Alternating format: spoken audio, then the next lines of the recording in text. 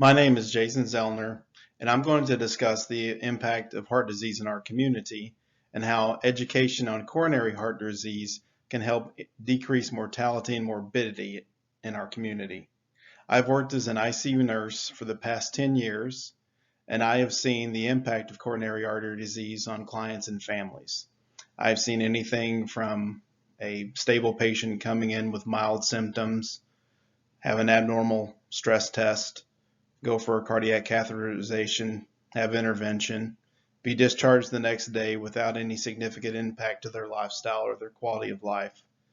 And on the other end of the spectrum, I've seen people come in with acute symptoms of a heart attack that have required emergency coronary artery bypass surgery, who have not done well despite the heroic efforts of many nurses, cardiologists, cardiothoracic surgeons, and how those patients don't make it at times, and the impact that that has on their families.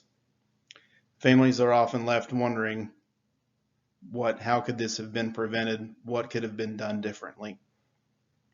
And those are some of the things that we're going to discuss throughout this presentation.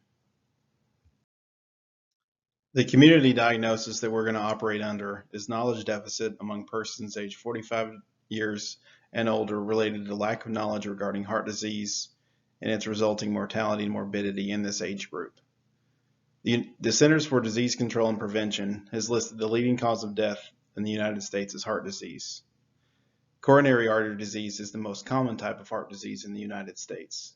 Approximately every 42 seconds, an American will suffer a myocardial infarction as a result of coronary heart disease. Heart disease is a specific concern for virtually all communities in the United States, but also here in Manitowoc County.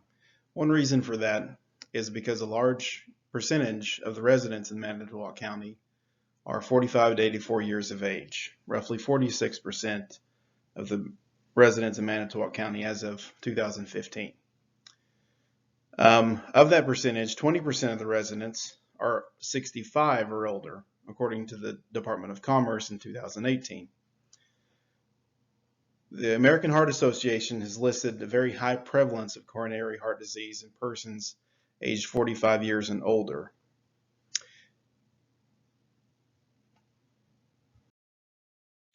Coronary heart disease begins as plaque called atherosclerosis inside the arterial wall.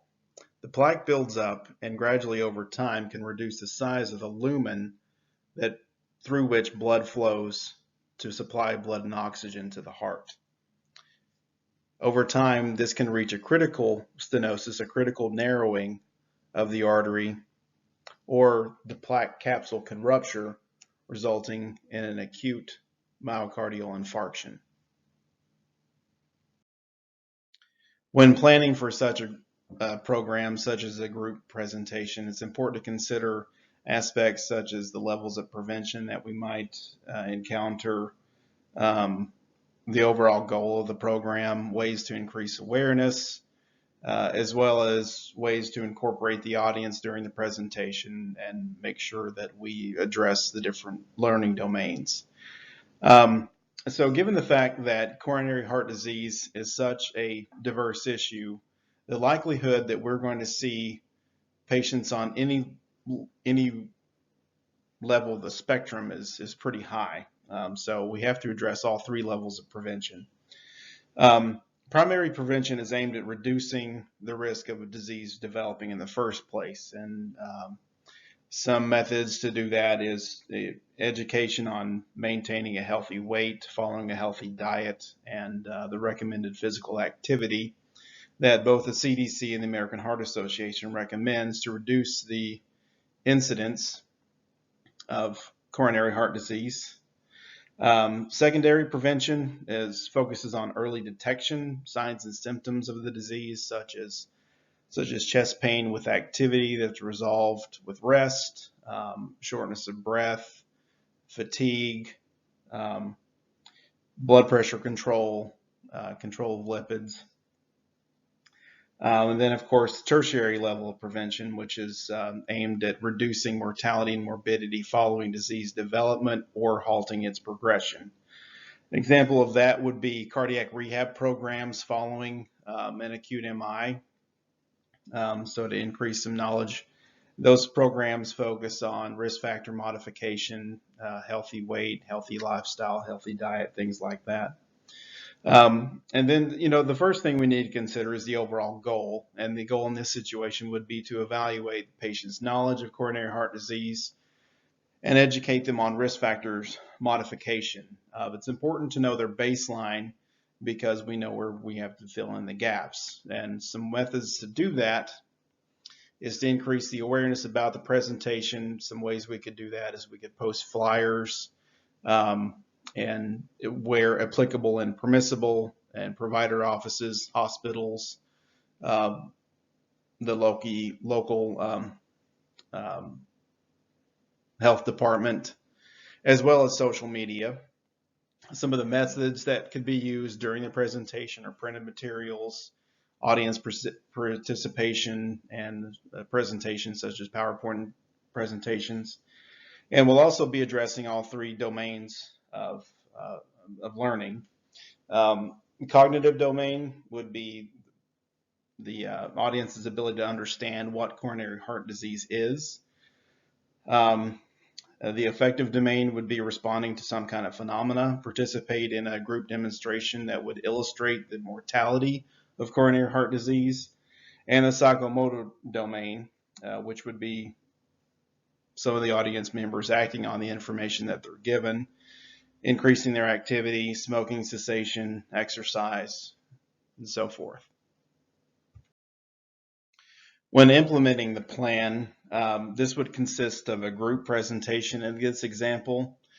So we would want to include a question and answer session at the end to clear up any discrepancies, and also to kind of gauge the audience's participation and retention of what they have been told. Another way would be to encourage the audience to participate. One way to do that would be an interesting way to demonstrate the mortality of coronary heart disease. So 1 in 4 deaths in the United States is a statistic by the Centers for Disease Control and Prevention. 1 in 4 deaths in the United States is caused by heart disease. So we could have one way to do that is to go through and number off the audience by 4s, and every 4th person lay their head down and just indicate to the audience 1 in 4 people die as a result of heart disease every year in the United States. I think that would be a pretty powerful demonstration of that statistic. Another would be to encourage their participation as far as risk factors.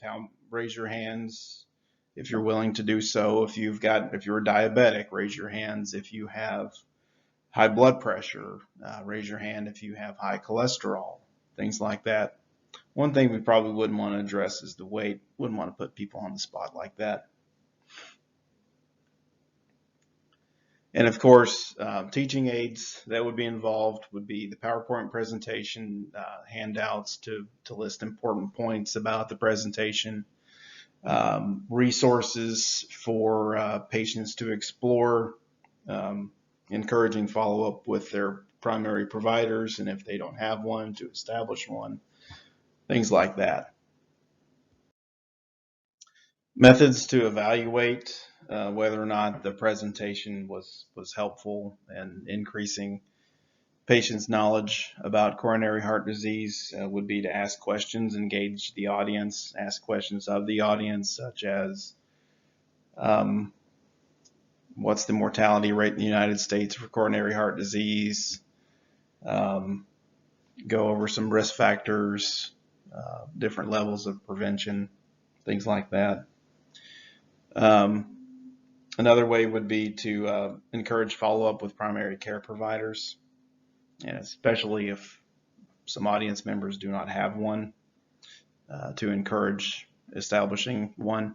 It would be helpful to have a list of providers from different networks and in the area available for those patients to choose from. And then ask the audience directly if any of this information was helpful in evaluating their knowledge of coronary heart disease. or motivating them to modify some of the risk factors.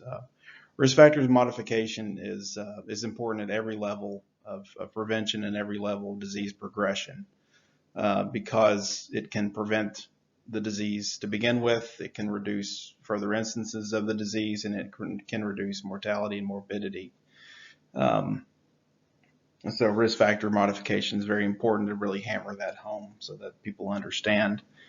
And then finally, my personal experience with this class and with this exercise was really coming out of my comfort zone.